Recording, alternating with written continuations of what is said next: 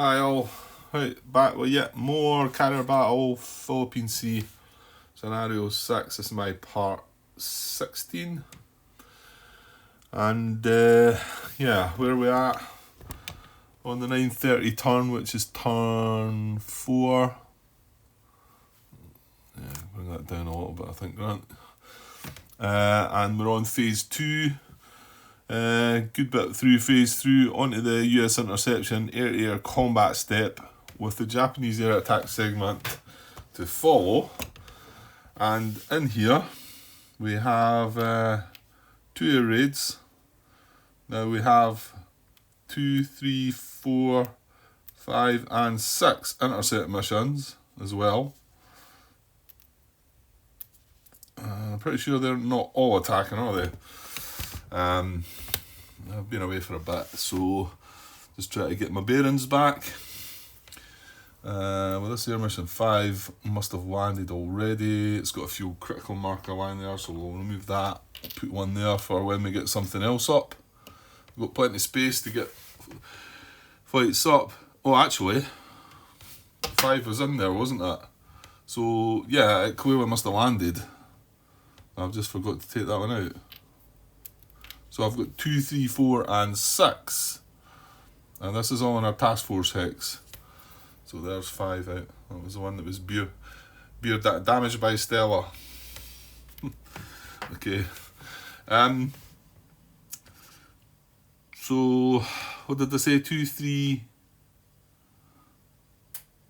No, I've not taken 4 out either. Come on, Grant.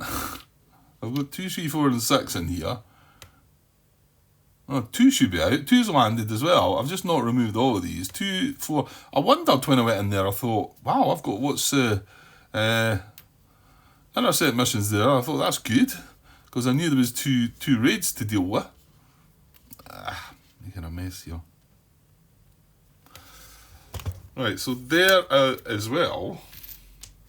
So you do only have that two raids. Now, I just nudged that. That's fine. That's in that hex coming towards us as well. Okay, so yeah, that's what I remember now as well, because I needed to create the 2 intercept missions. So I've got 1 attacking one raid and 1 attacking the other raid, so that they don't, if they get through, get the double bomb damage, whatever it is, result. Right, so air-to-air combat 4.5. I'm going to keep the book open at that, and we're going to deal with this. Well, we've done this plenty of times now.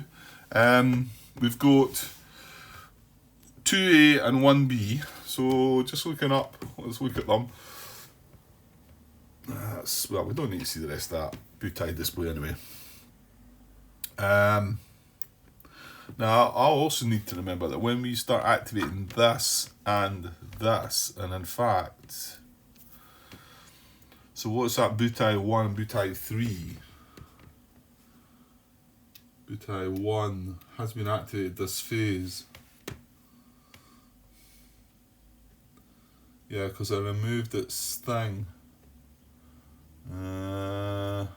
Right, Grant, you've not done anything there then. And what was the other one? Butai 3. But it's not been activated. But Butai 1 was activated 3, 4, 5. No, actually, I'm saying this. Yeah, this phase. Yeah, so when he activated, I think we should have moved. We should have moved this to here, shouldn't we? Because when did that happen? That all would have happened in the last phase. Yeah, it would have happened here in the last phase, because they went through that and they never got anywhere. They just got knocked down by or aborted by our air-to-air combat. So yeah, and then we drew the chart for it. Yeah, so I should have moved that. Well, I just want to double check. I think I just move it 1 space along into this. Yeah, because it's like returning, isn't it? So I think it's going in that 47 box. Well, Butai 1, because it was activated. Every time they activate, I should move that along. And then once I want to move it from here, I think then the aircraft come down and go in here. But we shall double check with that. Oops. Yeah, so just while it's on my mind, page 38, 10.3 air raid return. I know I looked at this quite recently, so just quickly, this is when it returns, place it in the box corresponding to the current distance from launching force. That's why I think it was 9 hexes away, so that's why it went into that box. And then returning units are moved 1 box per action phase along the track toward number... Oh. No, then that's wrong, Grant. Returning units are moved 1 box per action phase. Oh, okay. Well, just as well come back to look at that, because I thought it would just be... I mean, it did seem like it was going to take them a heck of a long time. So every action phase, they're going to move... Does it not show you that somewhere? Every action phase... Or maybe it does spell it out somewhere. Move all air raids, 10.2. I mean, that's where we are, right enough. Right, okay. Yeah, so I suppose it's still an air raid, and it's going to move every phase. So whenever I move my air raids, these should move. Right, so it moves... per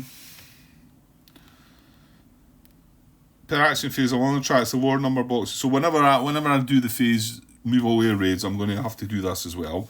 Then to the turnaround boxes, and then to the available boxes, I described 9.12. Returning units. To returning units.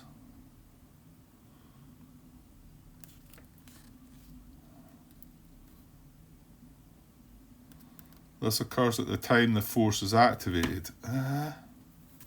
Well, it doesn't get... This is the thing, it doesn't get activated every action phase, does it? No.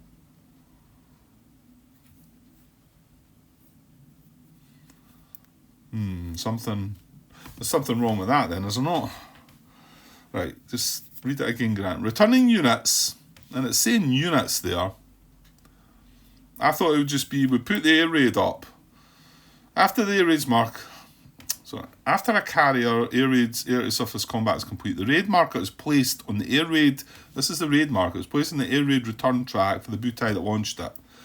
Place it in the box corresponding to the current distance from launching force to the target task group. The raid does not remain on the map to fly back to its carriers. The air raid return track represents a return flight. Fair enough.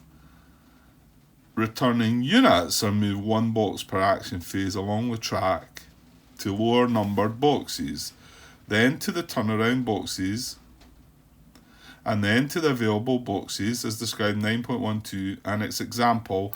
This occurs at the time the force is activated. Right, we need to see 9.12 in its example for sure.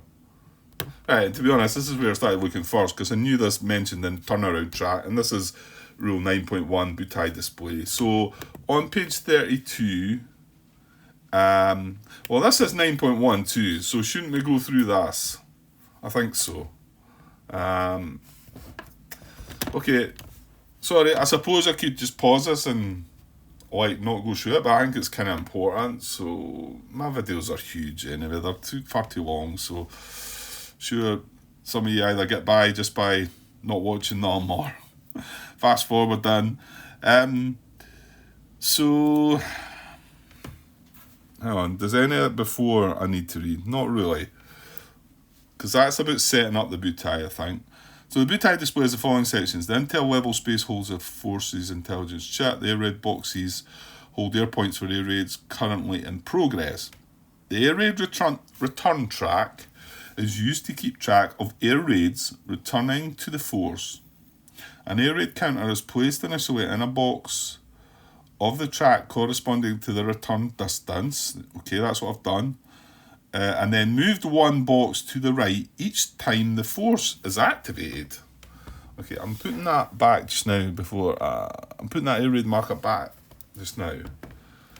Well, that's something... That's saying it's moved 1 box to the right each time the force is activated. And okay, I have activated butai 1, so it is going to move, but that bit I previously read suggested that it happened every action phase, but that's saying it's whenever the force is activated. So let's look on further. Maybe it's a turnaround track that deals word differently. The turnaround track is used to measure the time it takes to service aircraft and make them available again.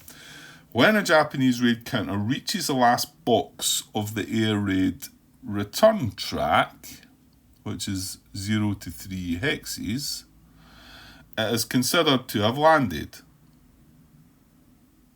Okay. The air raid counter and its corresponding marker on the Butai display, the air raid counter and its corresponding marker on the Butai display is removed.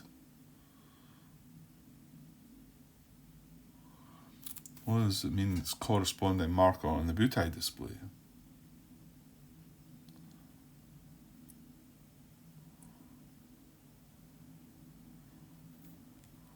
I mean, there's an air raid counter up there and its corresponding marker on the Butai display.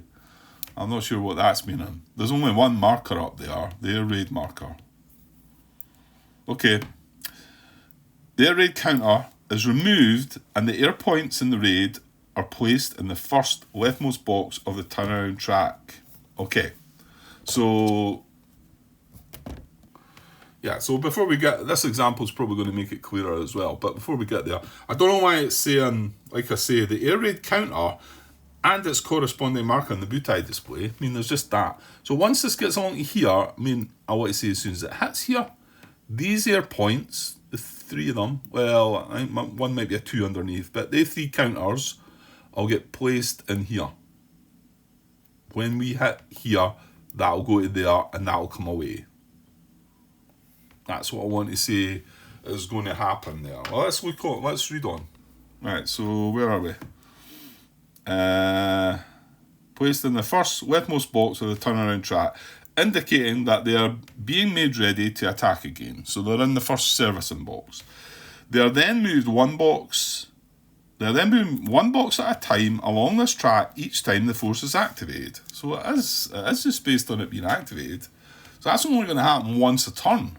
They're going to move, which is kind of slow. But that's what I thought it was initially. It's just it threw me with that. I wonder. You just whenever you see these things, you wonder about it. Maybe could it be an errata there?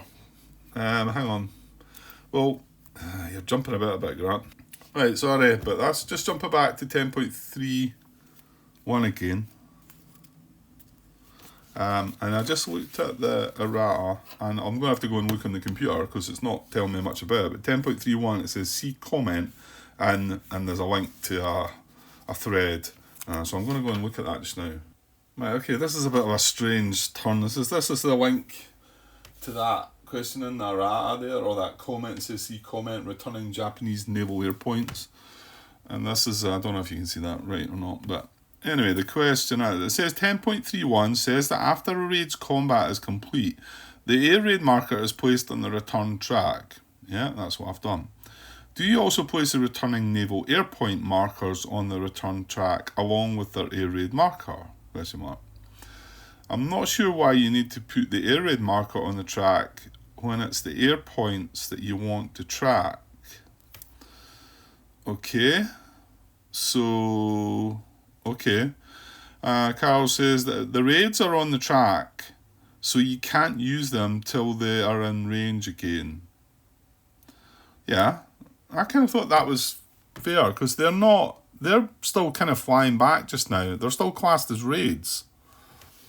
But, so he says, now I'm confused because 10.1 section A paragraph 1, which defines whether or not a force is eligible to launch a raid, states that all units on return tracks not yet reached their servicing boxes are counted as a single raid. Now that's the bit when I realised we still had a raid in play. And then he says, if both air raid markers are on the return tracks, I could launch another raid, but there wouldn't be an air raid marker available for it. Well, I don't agree with that. Well, I agree there won't be an air raid marker available, but you can't launch another raid because you've still got 2 raids out there. They're just not returned yet.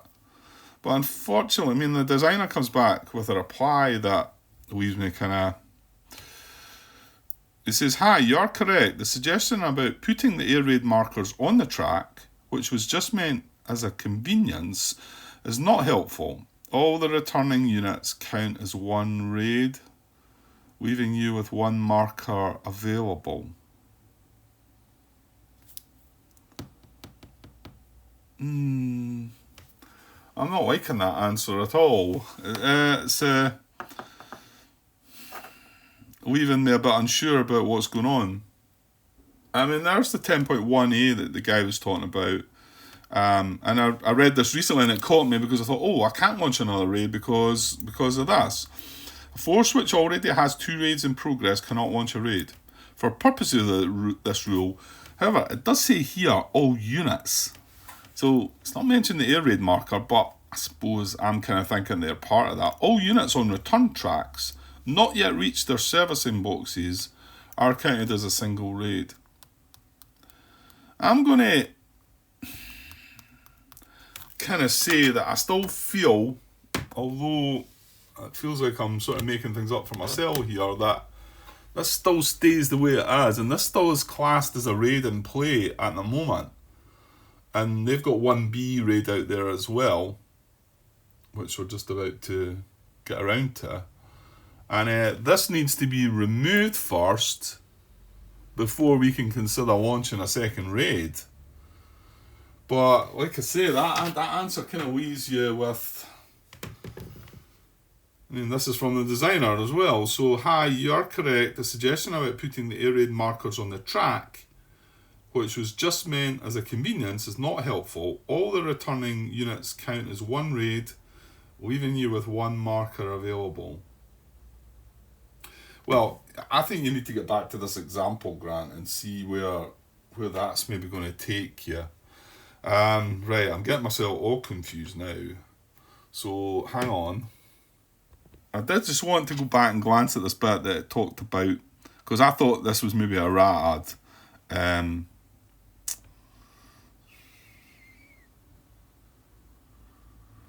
Yeah, the raid does not remain on the map to fly back to its carriers. The air raid return track represents a return flight. That makes sense to me. And while whether it's units or air raid markers that are in that track or not, it should still prevent you from launching another raid because they're still kind of flying back. Now where's the bit that talks about? Is it here? Yeah, returning units are moved 1 box per action phase along the track to lower numbered boxes. This is wrong then, isn't it? Because it's not per action phase. We have 4 of them a turn. Okay, right. Let's get back to this example. Right. Well, continue reading where I was. The array counters correspond to the mark of the boot eye display is removed. Yeah, that was confusing, but anyway. Indicated that they're being made ready to attack again. They'll then move 1 box at a time along this track each time the force is activated, so that'll only be once per turn. The first 2 boxes of the turnaround track are labelled servicing. Air points in these boxes are being refueled and rearmed and are not available for any strikes. The remaining boxes are labelled available 0 to 3, available 0 to 7, available 0 to 11. Units in these boxes are available for raids at the stated ranges only. The available all ranges box is also the last box of the turnaround track. Units in this box are available for strikes at all ranges, at least all ranges within those allowed by the air raid procedure. The lost box contains units that have been eliminated in combat or diverted to Guam, or Advanced Rule 23, right, whatever that is. The ship section is used only for level 4 forces to hold the ships of the force. Okay, right, let's look at this as an example and see if it's going to clear things up for me. Here. So, example, a Japanese raid completes its attacks. The target is 8 hexes from the launching force, so the air raid counter is placed in the 8 to 11 box. Right, well, there it's right there. It's telling you that's done it. I mean, why? I'm not sure why the designer's stepping in to override that now, but anyway, unless I'm picking something up wrong there though, but so it's placed in the 8 to 11 box of the return track. In the next air movement step, In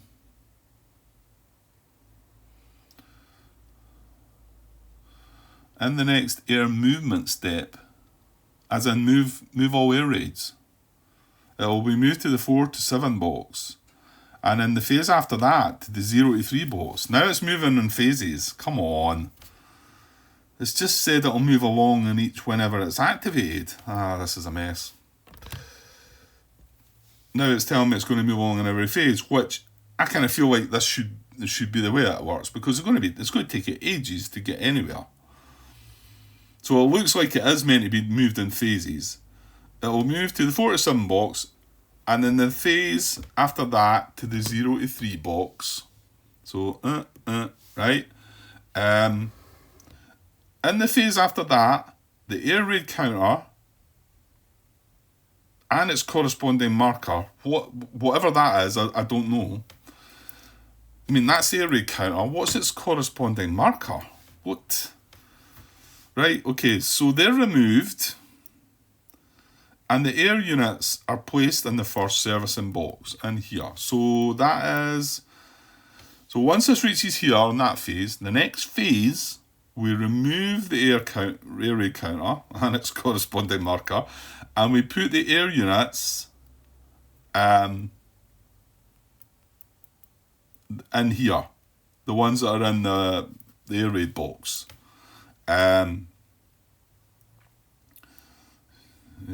Placed in the first servicing box of the turn track. In the next phase, they are moved to the second servicing box, and then the next phase to the available 0 to 3. During that same action phase, here, right? So they're in here, they're moved here in this phase, and what it's saying is during that same action phase, their force is activated and launches a strike against a target 5 hexes away. These points are counted unavailable for that strike because they're in the 0 to 3 box, since they're available only at 0 to 3 hexes at a time. Okay. Well, yeah, some of that's a mess, for sure. Because it's muddling things up by moving it every time it's activated and then talking about phases. I think I'm going back now to be honest, I think I need to try and go and find out more. I need to look on BGG, because I get the impression that this sounds right apart from this. The air raid counter and its corresponding marker are removed. I don't know what that means. There's only one counter. I just can't think what that means. So it goes in there. Next phase it goes in there. Next phase it goes in there. Next phase we remove that and put stuff in the servicing. That then means that there's an air raid marker available to launch another air raid. Let's just say the other one was still out there. So I think you could have that situation where you have then a possibility of a raid while these are in the servicing. You're not going to be able to use them, of course, but you could still launch a raid. And then next phase they go in there, next phase they go in there. Then they could launch a raid at 0 to 3 hexes. Then they go in their next phase, 0 to 7 hexes. Then they go in their next phase, and then they go in their next phase, and they've got all ranges. My. Okay, so I'm going to look for a bit more just clarification on this air raid return track, turnaround track, but just to see if I can clear some of that up. So I'll be back in a minute. Okay, apparently this is a bit of a mess. There's a few questions out there. I came across one that was asking the exact same things. It was talking about it's saying it moves in every phase, then it's saying it moves when it's activated, and, well, apparently, when the air raids are out there on the map, right, hopefully I'm getting this right, when they're out there on the map, they move in every Japanese air movement segment, move all air raids. So that's going to happen every phase. So and they move 2 hexes. They're going to move 2 hexes every phase until they reach their target. Once they're done with their target, they then go back onto here, and they only move along these tracks when their force is activated. So, and then I'm going to take that forward to when these turn into the actual air points. move when force is activated. It says move when force is activated. I mean, it's got it there. So that's going to take an awful long time for that to happen. But I believe that's the way it is. And to be honest, the rules are not very clear about all that. That stuff probably should have had some work to try and fix that. But however, hopefully they can maybe clear that up in the next printing of the rule book or something. Because, yeah, it's going to confuse a lot of people, that. Okay. Right, let's get on with, let's just accept that that's how it is. And then once, I'm going to do even that baffling comment by the designer regarding that these shouldn't be even placed here. I don't know, or maybe I'm picking it up wrong there. I'm going to put them up there because they're still an air raid at the moment. Once they get these planes back in here, then this air raid counter becomes available. That's how I'm going to see it. So okay, so when we activate Butai 1, which we forgot about, that should have then moved to there. So, and it's only when the Butai is activated. So I need to come here and have a look and see if there's anything on any of these tracks, because they need to move when it's activated. So that's another thing we need to remember. Right, normal service resumed, hopefully. What were we doing? We were having an air raid. No, we were having some US interception, air-to-air combat. Why did it get me going towards that then? I think it was when I was looking, because one of the air raids is 1B, which has got 1A on the track, isn't it? Yeah, I think maybe that must have been what triggered me looking at it. So, okay, so we've got, yeah, we still need to look up here because we need to see what we're getting. So, 1B has got 4 points, which is what I thought, which we don't know. We're going to have to work out what's what. And then this one's got 4 points as well, let's say, yeah. And again, we've not decided what's what for them. So they've both got 4 points each. And we have 2 available forces. 1, 2, 3, 4, 5, 6 he's got. Air mission 3. And then air mission 6. Yeah, 3 and 6. The problem with 6 is he's lacking in fuel, but he does have 5 aircraft. And we had to move him away from Guam. We basically abandoned Guam. Obviously, we're going to get a raid. Well, maybe not. He still needs to roll the dice. So I think yeah, you take your chances. The maximum strength they're going to have is 7, I think, anyway. Which is, okay, it's bad enough, but maybe if I'd left maybe 2 aircraft just down in Guam. Not 5. We need them. So, yeah, but unfortunately with these are going to go critical. So, which one's more important? I don't think it really matters, does it? We're going to have to put one on one and one on the other. So, let's just put Air Mission 3 attacking Air Raid 1B. And then Air Mission 6 attacking Air Raid 2A. So, that's what I'm going to do. I want to say, I know I've got to do these separately, but I think because there's 2 raids there, I think that also needs to be separate as well. So I think I could decide to do this and maybe decide not to do that other one, but that would be silly anyway. So I'm going to spend the 3 points, 1, 2, and then 3. So he's down to 9 fuel, and we're going to grab this bunch and see what we can do to air raid 1. It's not 1A, it's 1B. Sorry, 1B. Right, so that's what we've got in this wee area here. Intercept 3 with his 6 aircraft against 4 points in naval air from 1B. We've not got decided what's what in this yet, so that's the one that has fighter escort. So let's sort that out first. Yeah, so the table at the top right here. I'm not going to zoom in because I'm going to just roll the dice. So the raid size is only 4. So we're rolling on this column and no modifiers. So the most he's going to get is 1 fighter point. Rolled a 6, so that will be 1, I think. Yeah, so 1 fighter point, the other 3 are going to be attack planes. So I'm just going to separate that from the bunch. And then we've got to decide, we've got to put at least 1 on this. To be honest,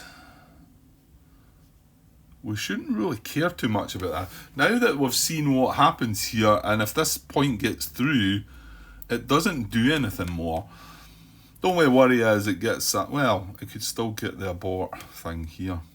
Because we probably want to keep that for this. Where's the table? That we need a 1 and a 5. A 5 will give us a chance at 3 points, taking them all out.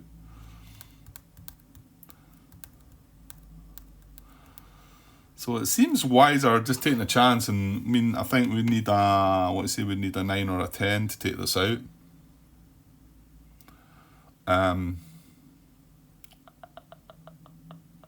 And we've got to assign at least 1 point, but I don't see the real need to. I mean, okay, if we don't take this out, it's going to maybe recycle and come back, and I don't know. Yeah, let's just go for the 1. Let's go for 1-on-1 here. So we're getting a -1 because wait a minute. Yeah, we're not fuel critical. It's going to be mission 6 that's going to have that issue. Yeah, well, it was always going to have it. That's fine. So target as a fighter, we're getting a -1 for this. That's all. We don't have critical fuel. So with a -1, it's got to be I think we needed a 9 or a 10, didn't we? So 8 becomes a 7. Oh no, it is. It is a 7. We won as 1 hit. We were getting an 8 -1, so we've got him. Excellent. Well, that was worth the gamble then. Yeah, you needed an 8 or above. So him firing back on the 1. That's a 1, so that's nothing. So that went perfectly. So that's been destroyed. This is area Butai 1, so that's going up there. And this guy, he's done his thing. So now we've got 5 against the 3 attack aircraft. So we're on the 5 column, this time without any modifiers. Oh, look at that. Wow. Well, after last night's terrible efforts, that's the first attack we've had today, isn't it? Yeah, I think it is. So on a 10, on the 5 column, no modifiers, you can see it's 3. They're all gone. So we wiped that all out. Excellent.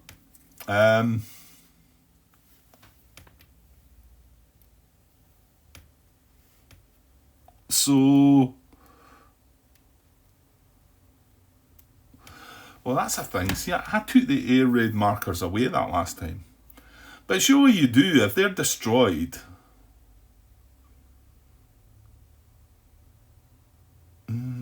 Yeah, because there's nothing to fly back. There's no aircraft to fly back. So surely that's just going away.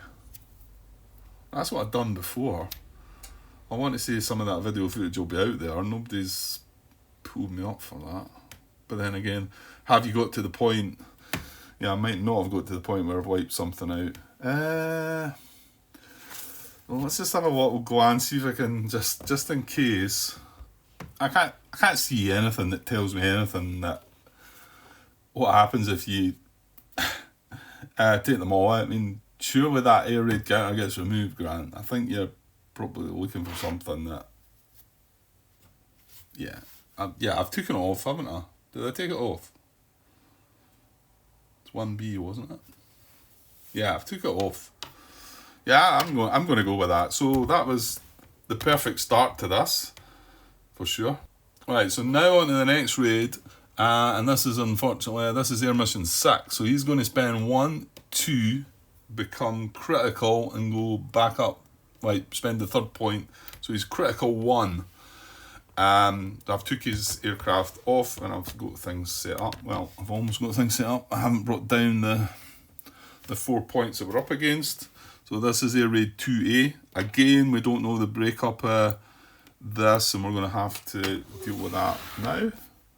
Which is it's going to be the same roll because there's only 4 strength, so it's only going to be 1 at best. 9 Still just a 1. Yeah, so 1 fighter and 3 3 attack planes. Can I get some change there? Probably get out of that. That's 2 1s.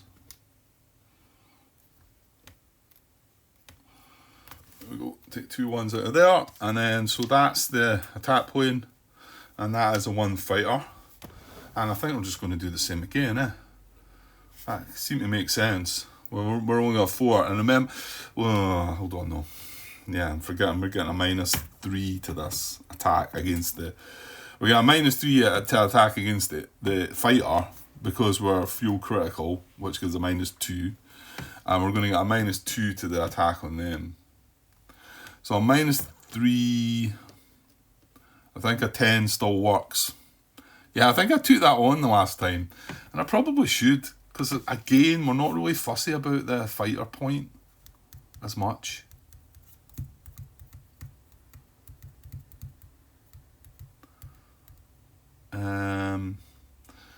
Yeah, because on the 3 column, yeah. Well, on the 4 column, we've not got a chance of taking 3 out anyway. You need to be on the 5 column, and with a -2, actually, nah, that's impossible as well. So, although you're going to have a better chance of hitting 2 points on the 4.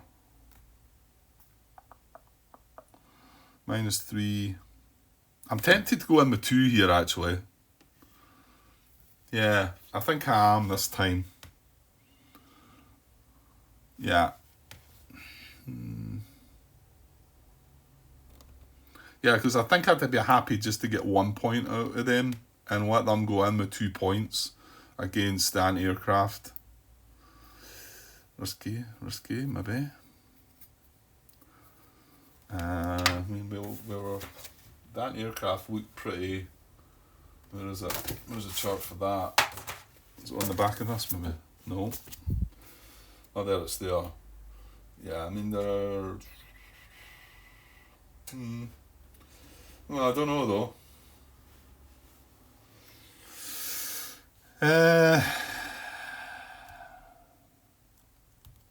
Yeah, actually, I think I've changed my mind. I think I'm just going to go in with 1.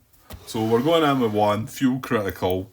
So -2 for the fuel critical, -1 because it's a fighter, and you need a 7 result to get a 1 hit. So with a -3, we need a 10. So that's the only chance. Oh, how about that? Yes. Oh, the dice are on fire. Okay, well that was really lucky. Right, he's going to fire back on the 1 column with a 3. That's going to be nothing. Wow. Yes, indeed. So that comes away. This is raid 2A.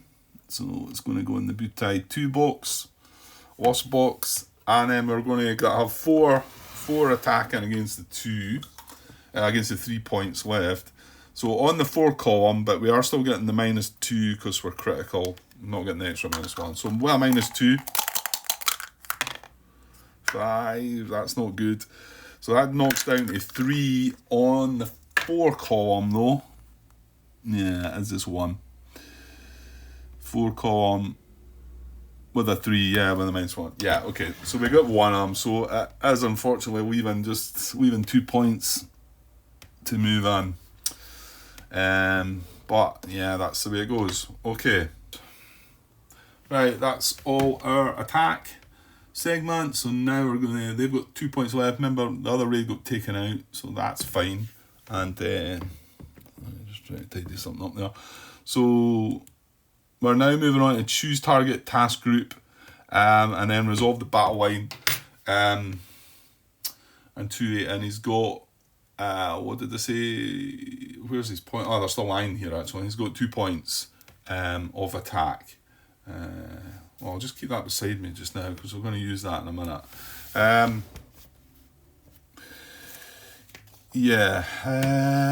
Where's this bit about again? Oh, it should tell you on the thing, Grant. It's rule 5. It's in the 5s somewhere. 5.71. So yeah, we want to do the There's only one raid this time, so we don't have this multiple raids over flying the battle line and etc. We are going to roll for the battle line though, and we're as well doing that first because if he gets divert, then we don't randomly select task group. If he gets one of the other ones, we do. So rolling and ideally looking for a 1 to 3 here. No modifiers. That's an 8. Oh, that's an avoid, isn't it? That is just so he's not even getting hit with a half the battle line. So avoid. So he's taking no anti-aircraft fire from the battle line. So he's going straight to our carriers. Not good. So just double checking there. See, it says avoid Japanese planes. Avoid battle line altogether. They attack a carrier task group. Ships in task group 58.7 do not participate. So now we're going to randomise. Yeah, so we're just going to randomise between each task group. So, let's drag it along here. So I've just, again, it's a D10. So 1, 2, 3, 4, 5, 6, 7, 8. And then we'll re-roll again on a 9 and 10. So 1, 2 is going to task group 58.1. What's that first one? I want to say that's probably quite a good one. Oh, it's the best one. How about that? Oh man, it's 82. 82 anti-aircraft. So, yeah, I want to say, I think the first two... No, it's not actually. The first one's huge. So you can see up there on the column, it's plus 50 and it's on the 32. And just to double sort of go through that with you, it's all these numbers at the top left from the carriers. So 22, 28, 34, and then all these numbers here. 22, 28, 34, 42, 49, 58, 65, 72, 82. Yeah, and that's exactly what it is. So that's his anti-aircraft fire, so we got lucky there. So let's get the anti-aircraft fire table out. So we've got a good chance of stopping these. And remember, it is 2 points he's got. So we need a 1/1 or a 2 result. Number at the left is aborted, number at the right is eliminated. I said we were 82, so we're rolling on this. All we need is a 2.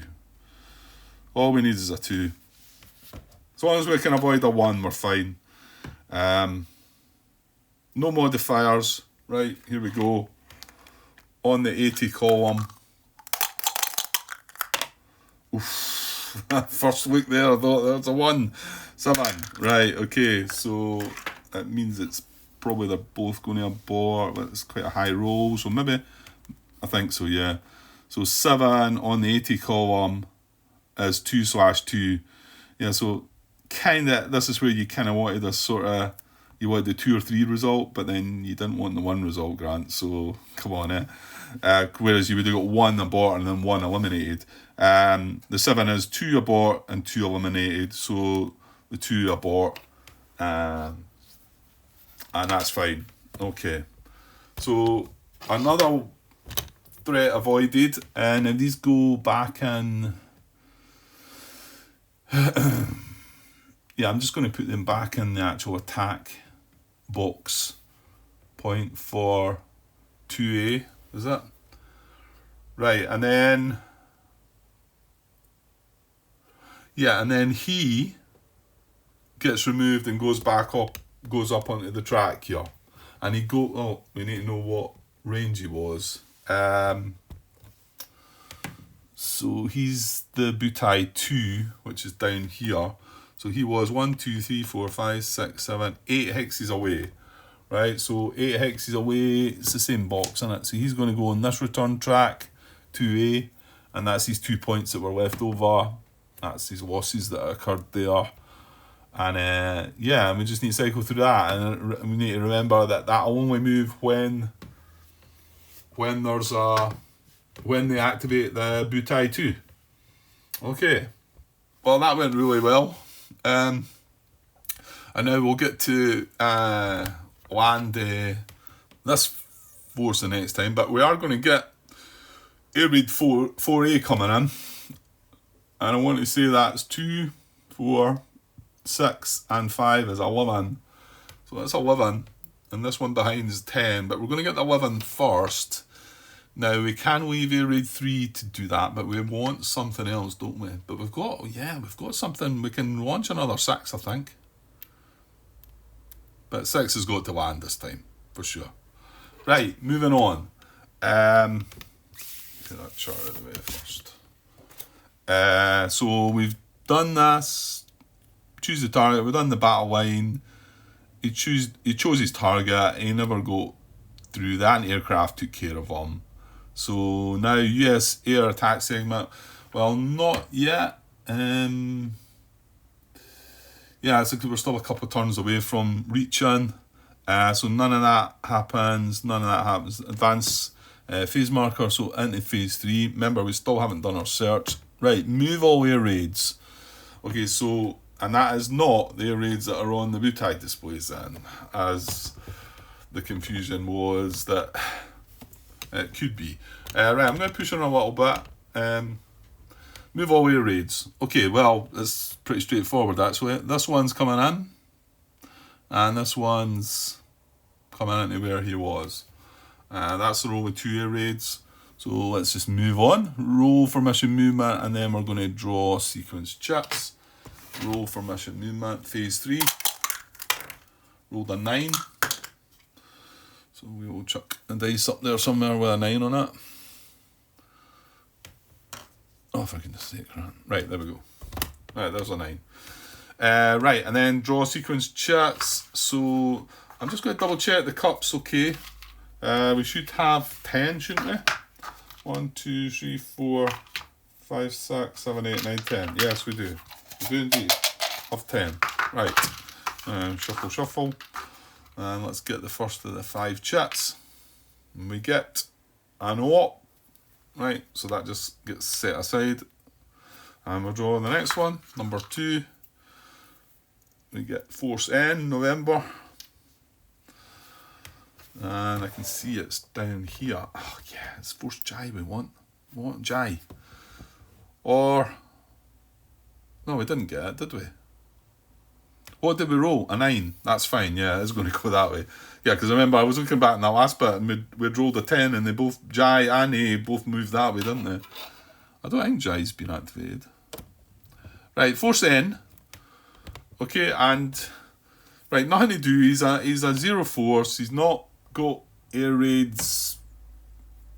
You know, he would have to have a Butai to be us looking at the Butai display. He's not detected in any way, so we don't need to degrade that. And he's not involving commitment or anything like that. He's just a level 0 force. He's just a nothing for the moment. Right, and we're on, well, yeah, you know what you're on. You're on the 9:30 turn, which has not got any modifiers. However, he is 1, 2, 3, 4, 5, 6, 7, 8, 9, 10 away. So check in on no modifiers there, -1 there. So we're going to roll for that first to see if he's interested. Rolled a 5 -1, so he just misses out. That's going to be a 4, which is no attack. Okay, so then he's just going to look to move in the 9 direction, which is that way. So he's going to move in there, which doesn't do... Well, it doesn't do an awful lot for us, but actually our sub could move in there. I'm not sure what that is, if that counts as a... I don't think so. I think if he was coming from here to here, that would count as an oblique move. But coming from there to there, I think that's okay. I want to say that in that hex would be the oblique move. And that to that would be the stern move. But then I'm not 100% sure if coming in from here or here counts as that oblique as well. I don't think so. Or does it mean we'll have to come from there? I think that's okay, but I don't know. I mean, oblique means actually neither parallel or at right angles to an expressed line. Was that what it was? I should have brought my phone across. So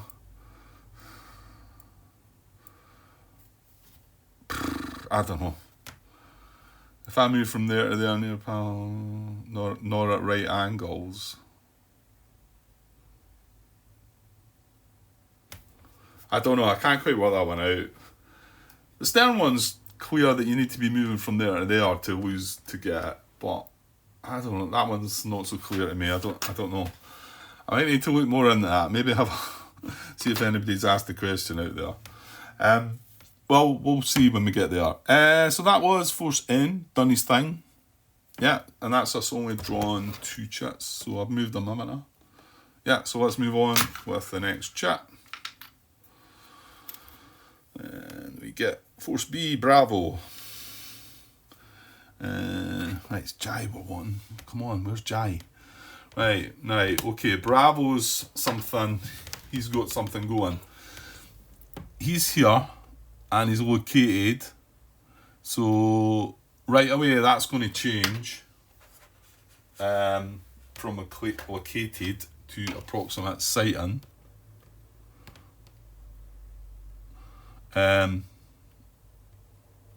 Okay, take that away. And he's a small level 1 force.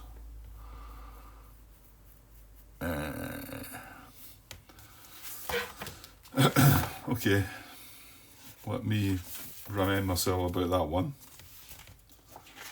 Let me ask the questions. If this were a carrier force, would it attack me now? He's not got raids in play. No, because he's not got a butai, has he? No. He is a level 1. Yeah, he's a level 1 small.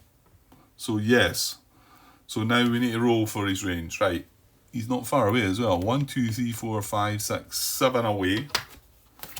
So I want to say that there's going to be no modifiers from. No. So on a roll. Yeah, I was watching back on this one and we got a fail and I was like kind of hoping that, because I'm not sure what happens with this one. Oh, let's see what we get. Oh, well, we're going to find out. So that is a yes. I think what's going to happen is we're just going to try and upgrade it, and if it doesn't get carriers, then we just leave it as it is. That's what I'm thinking. So that was a success. So C, is this in fact a carrier force? Well, we don't know. If it's a level 0, no.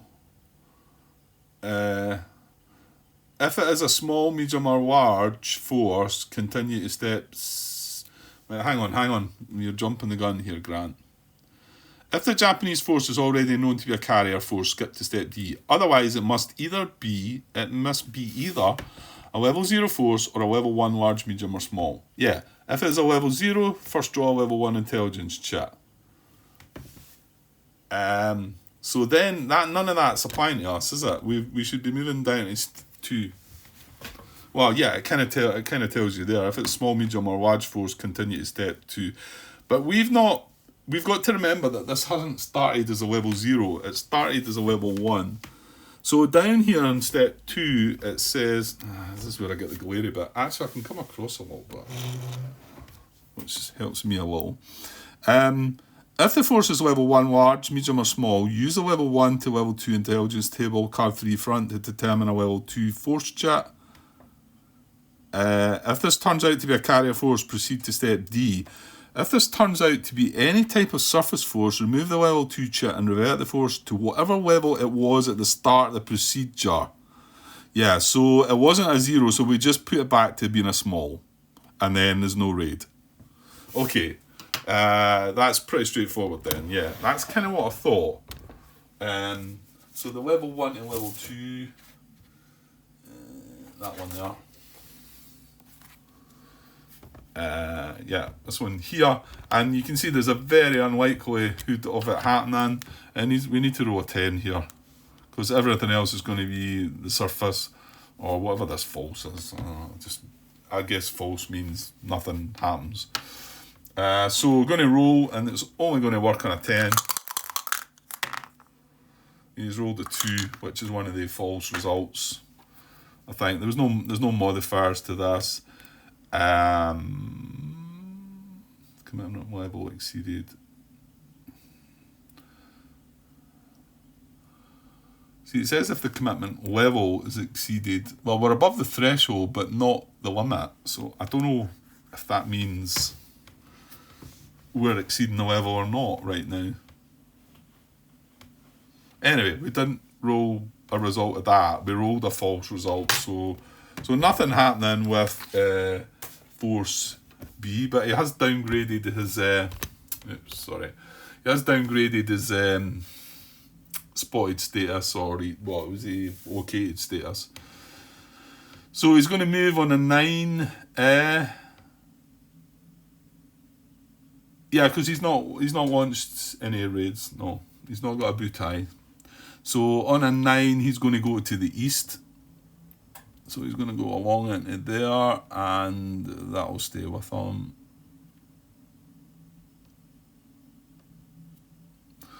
There we go. And that's force B, yes.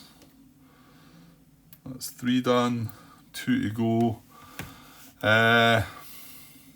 Probably to stop this part, but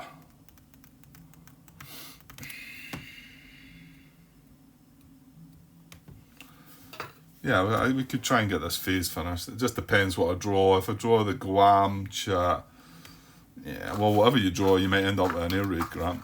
Right, I'll keep going. I'll try and get the last 2 done. Right, here we go. Number 4 is Force L, Lima. Yeah, it's not J. Where's J? Because we're going to, well... Actually, we can still wait to phase 4, can't we, before doing our search. The only worry is that where this is heading. Because I think now I've got to commit towards this. But then I move it to here this turn, and then we go into phase 4. Yeah, I think that might still work. Yeah, I think we can still wait. Right, we'll see. Where's Force L? Not seeing it. Right, yeah, it's down here. Oh, it's another one that's spotted. So he's now going to drop from spotted to located. He's not a butai, so we don't need to look at his display. He's a medium force, so this is going to be exactly the same as a small. Well, apart from it's medium, there's a higher chance, I think, of the mediums. So 1, 2, 3, 4, 5, 6, 7, 8.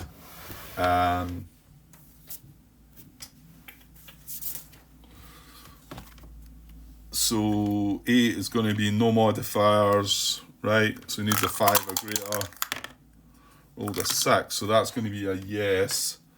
So it's going to be the same. I'm just going to jump straight to this, I think. I think we can avoid all the rest. It's just exactly the same as a small. Well, not exactly the same as a small, but almost the same as a small, except we're rolling on the medium column.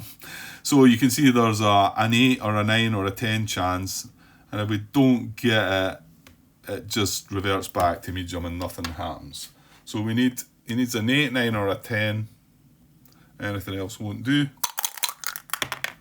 Oh no. Okay. Right, well that's kind of bad. So he's got a 10 result on the medium, which is 2 to 3 carriers. Great.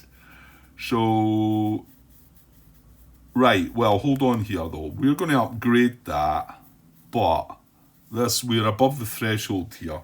So let's consider what's all going to happen here. See, I think this is where this kicks in. I just wish it was worded better, because it says if commitment level is exceeded. Why does it not say commitment threshold? Because that's what it's called. And if it doesn't say that, and if it means a limit, why does it not say commitment limit? But if it is, as I think, and should sort of say that threshold, then this result, all carrier results on large, medium, small columns are surface. So this would be a surface result and not count. So I'm going to have to find out about this. Okay, just a glance at the errata here again, and unfortunately this is I'm going to have to go and look again, but card 3 front, which is what we're looking at here, says level 1 and level 2 intelligence table, 7.36. Unresolved mismatch between rules and chart waiting for designer decision. And the question is, level 1 to level 2 intelligence table when commitment level exceeded. So I'm going to go and have a look at this. I didn't quite notice at first that this referenced the rule in the rulebook here, 13.23, so I should have looked at that. If commitment level exceeded, all carrier results in large, medium, small columns or surface. And that really does show a question, and the question is, so that, it says that there, but this is rule 13.23, and this is what it's Jeremy again, I think, asking the question. But let's, to get to where our problem is, this is talking about when, at the moment, the commitment index reaches or exceeds the commitment limit. So, to me, that must mean that it's talking if commitment level exceeded. This is what we're talking about. So we are not here yet. So I don't think that's going to apply to us. But just to look at the difference, he's saying that it says here, if the force is level 1, large, medium or small, promote it to level 2 force using the level 1 to level 2 intelligence table, which we're trying to do. If the result is a surface force, place the chit underneath the force. If the result is a carrier force, remove it from play. So there's a contradiction there, and unfortunately the designer's not come along and sorted that one. There is just a reply from Carl saying that he hadn't noticed that before. I think he was going to go by, I'm not over there reading the whole comment. I think he said he was going to use the table, the rule of the table rather than the rule of this, but you can see there's a bit of contradiction there, so... but this is only when this is like that. But then, at the moment, immediately carry out the following procedure for each Japanese level 0 or level 1 large, medium, small force, starting with those closest to the invasion zone. And then you go through this procedure. So that's a little annoying that that's not been resolved then. I wonder. No. So, even though we've still got, this is still happening because we are bringing a new carrier, or trying to bring a new carrier in. So, even though the words commitment limit appear to mean, commitment level appear to mean the commitment limit, which is rather frustrating, the word in there, because we're not above that, we would ignore that and we would still be considering bringing this out. However, we are above the commitment threshold. So 13.22 tells us that if the commitment index currently equals or exceeds the commitment threshold at the time a new carrier force is revealed, the force may turn out to be a false contact instead. Perform a commitment test using the commitment test table, card 3 back, as follows. So that's why I'll go through this before we... Locate the line at the top of the table corresponding to the current scenario on force posture. Playing with historical ships, only use the historical line. If using additional ships, use the additional ships line. Yeah, I looked at this recently. Use the scenario line, scenario 9 line, only at this scenario.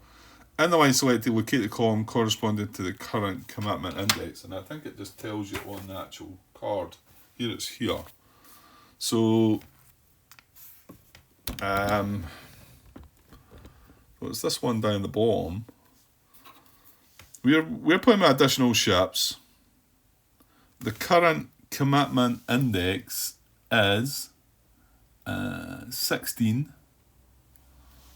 So it's here.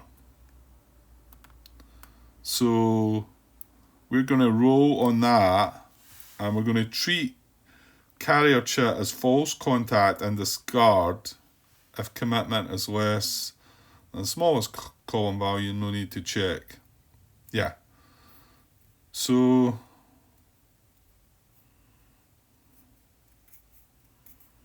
what does that mean? Do we just leave it as a medium force then?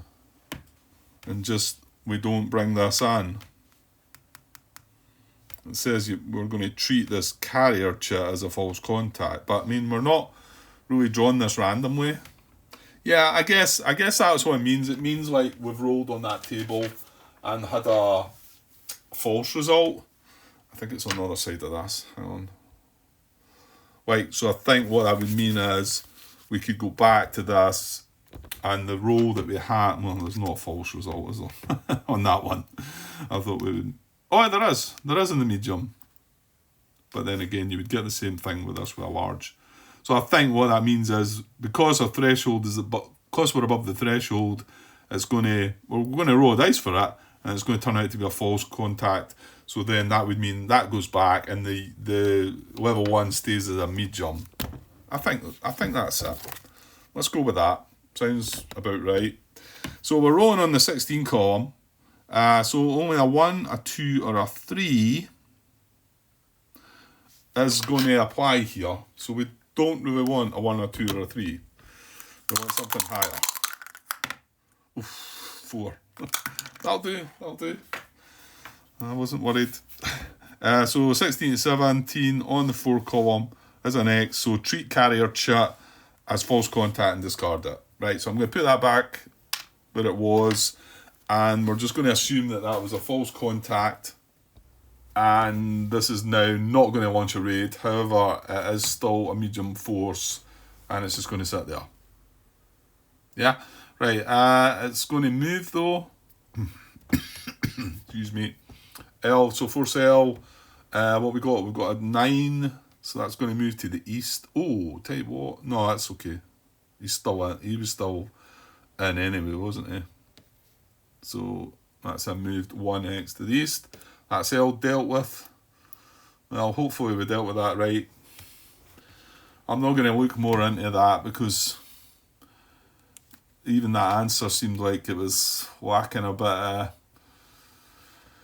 info. So, yeah, a bit worrying some of these things coming about like that. But anyway, we'll pod on. I hate things that aren't quite clear, that... Right, we've got one more chit to draw for this phase, and it's the subs. Could have maybe done without that just now. So that's leaving 5 more in the cup, yeah. Yeah, because I possibly want to move on to this, don't I? And I'm not sure about this whole oblique thing. Grr.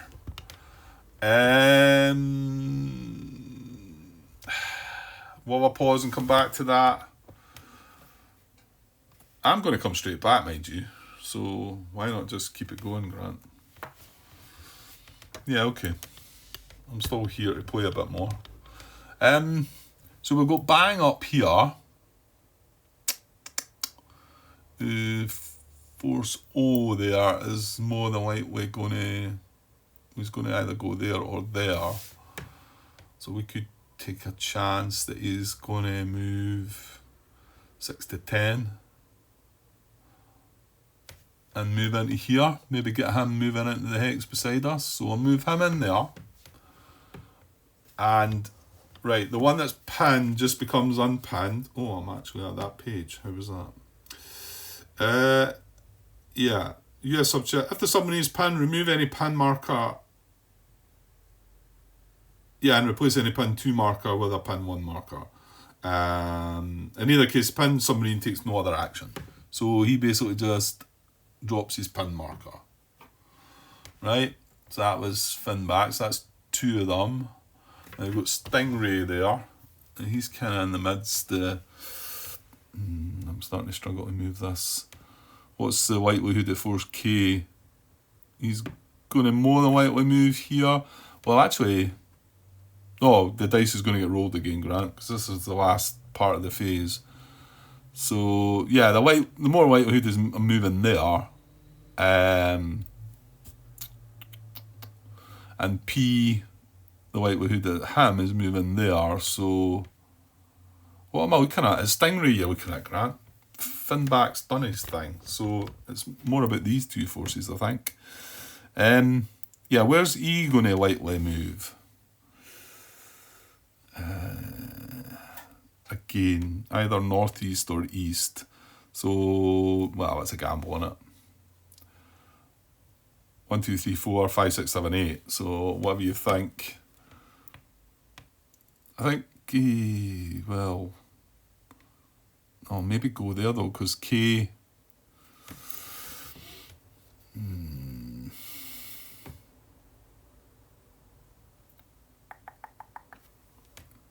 I'm going to go there. Let's see if we can get 4C moving that way. Right, what did I say? It needs to roll on a 5 to 8, so that's what we want. That's 3 of them. There's 2 to go. Right, where's the other one then? Or is that 4 of them? There's Bang, Finback, we've done. Stingray, we've done. That's 3. I've got Kavala down here. What am I missing? There is 5, isn't there?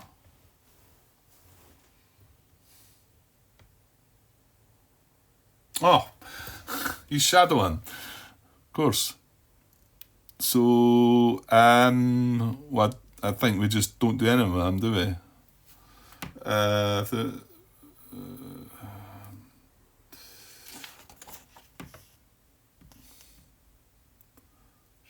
Shadowing. Submarine can choose to shadow. Anytime your substitute is drawn, a shadowing submarine has the following options. It can continue shadowing, which case it does nothing. It can stop shadowing, or it can attack. I'm just going to leave it shadowing, I think. Right, so finally, this one. And I think we still want to do this, but we know that he's moved from here to here, because that's why we've got these dice rolls hanging around. So it was a 9. He moved from here to here. If I move into there, is that considered to be moving in on the oblique? Let's see if I can use submarine contact table.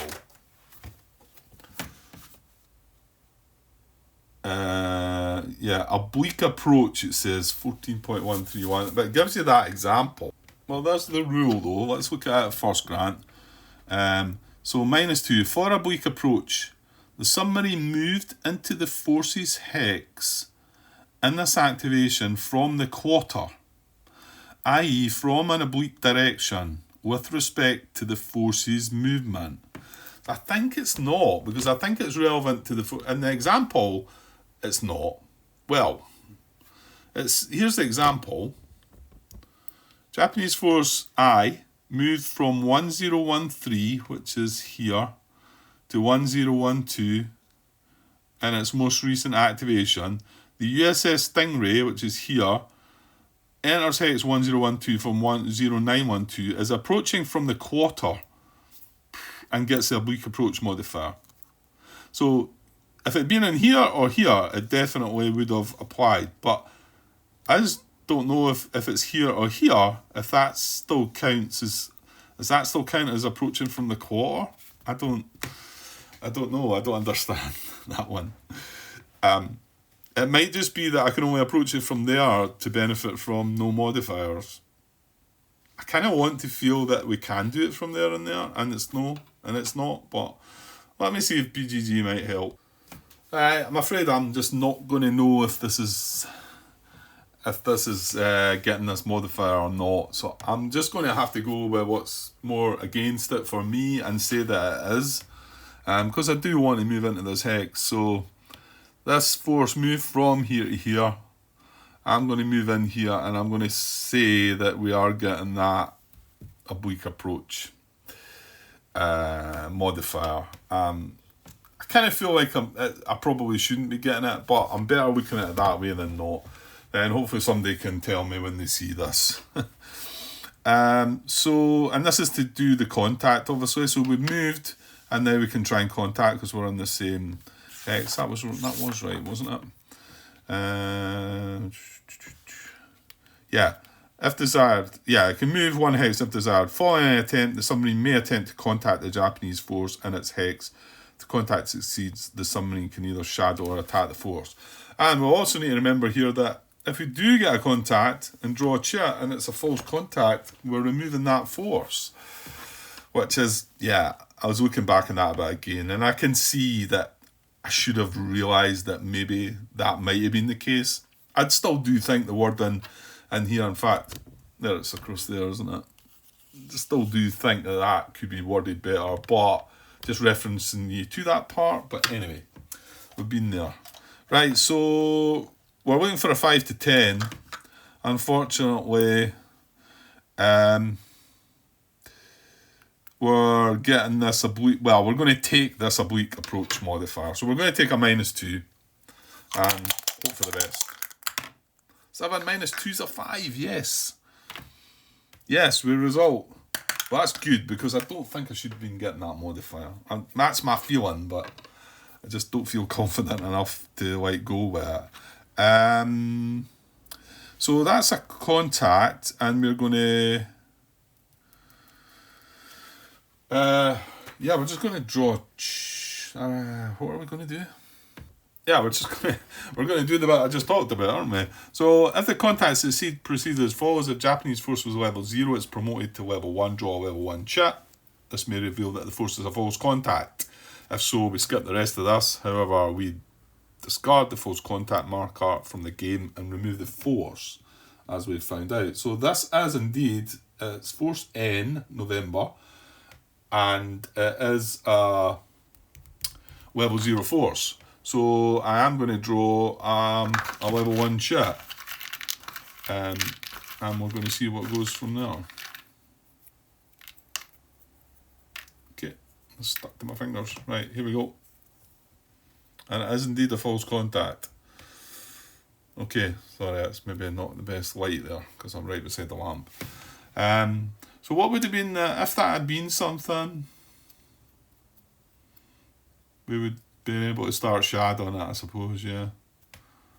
Then again, if it had been a carrier, we'd have had to check if that was coming into play with the threshold thing.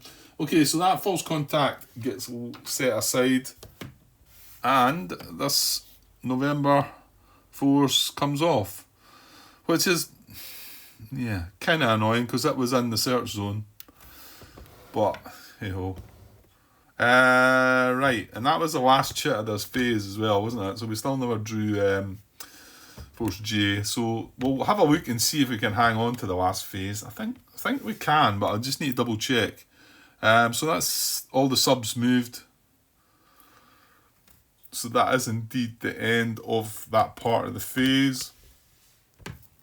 And I'm going to just stop, because that's an hour and 17 minutes now. So none of that's happening. We're going to move air missions.